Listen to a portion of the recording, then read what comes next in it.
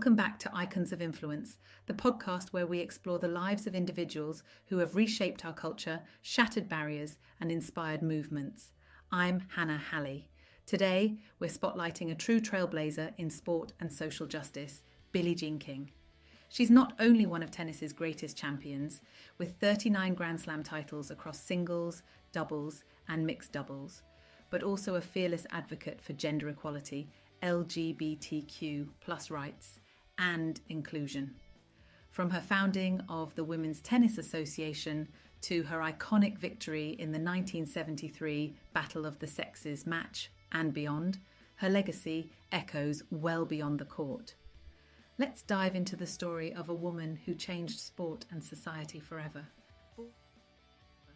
Born November 22nd, 1943 in Long Beach, California, Billie Jean King challenged norms from a young age. At age 12, she was excluded from a group photo simply for wearing tennis shorts instead of a skirt, a moment that opened her eyes to inequality in sport. By 1961, she was playing at Wimbledon, and in 1968, at the dawn of the Open era, she won her third Wimbledon singles title. That same tournament matched professionals and amateurs. She earned £750, while men took home £2,000, highlighting a dramatic pay gap. Across her career, King amassed 39 Grand Slam titles, 12 singles, 16 women's doubles, and 11 mixed doubles. She dominated the sport, and yet insisted her influence should extend well beyond trophies. She declared emphatically, "Unless I was number one, I wouldn't be listened to." In 1970, Billie Jean and 8 other women signed $1 contracts to create their own professional circuit, the birth of the original 9 and the founding of a women's tour. She led them through a clandestine meeting at London's Gloucester Hotel, locking the doors, to form what would become the Women's Tennis Association, or WTA. Her leadership helped secure the US Open's decision in 1973 to become the first Grand Slam to offer equal prize money for men and women. It took decades for all 4 majors to follow suit. Wimbledon finally joined in 2007.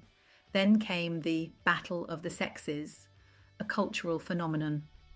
On September 20th, 1973, she faced Bobby Riggs, a former men's champion who had called women birds and claimed she would choke.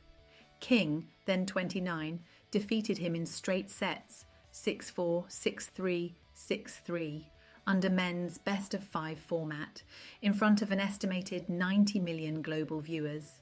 She didn't just beat him, she made a public statement. Equality is non-negotiable. That match wasn't just a tennis win, it was a tipping point for women's rights in sport. In 1974, Billie Jean founded the Women's Sports Foundation, starting with a $5,000 donation, and offered vital support for girls and women's sports through grants, mentorship, and advocacy.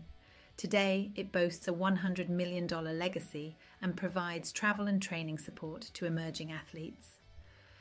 She also established the Billie Jean King Leadership Initiative, now Foundation, to push inclusive leadership and equality in corporate boards. In 2009, she received the Presidential Medal of Freedom, and in 2024 became the first solo female athlete honoured with the Congressional Gold Medal. As an LGBTQ+ pioneer, she came out in 1981, King elevated the dialogue around sexuality in sport when few dared to. Her activism extended to supporting Title IX legislation in 1972, which fundamentally expanded access to girls' and women's sports in education institutions. Through the decades, athletes like Julie Foudy have credited King's guidance in advocating for pay equity in women's soccer, demonstrating her coaching extends beyond tennis into broader sport equity. She remains active in sports business too, co-founding World Team Tennis, co-owning Angel City FC, and supporting the launch of a new women's pro hockey league. King's story is one of courage, resilience, and strategic impact. Her influence turned women's tennis into a global exemplar for gender equality and influenced sports far beyond the baseline. Today, tennis events like Wimbledon and the US Open carry her name, the USTA Billie Jean King National Tennis Center honors her in New York. King reminds us, equal pay isn't just about earnings, it's about perceived value and systemic change. Tennis remains ahead as a sport where women receive equal prize money, but most sports still lag behind. The WTA subsidizes equal pay at many WTA ATP joint events, witnessing how hard-earned parity still needs protection. Even in her 80s and 90s, she continues to mentor, consult, and advocate. She emphasizes that young generations are more inclusive and urged them to build upon the foundation she helped lay. Billie Jean King's legacy, on court, in boardrooms, and in movements, is a legacy of bold authenticity and strategic action. Her leadership shows us that sport can be a platform for justice, and that one person's voice can change centuries. Billie Jean King taught us that sport is more than competition. It's a platform for equality, visibility, and transformation. She challenged power structures, moved hearts through her matches, and built institutions that still uplift women today. If this episode sparked inspiration, please subscribe, leave a review, and share it with someone who values leadership with purpose. Let's keep the conversation going and carry her message forward in our own fields.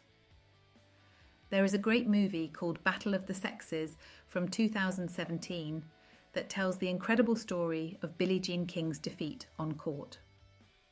What a true legend. I'm Hannah Halley, and this was Icons of Influence. Until next time, play fair, stand strong, remain influential.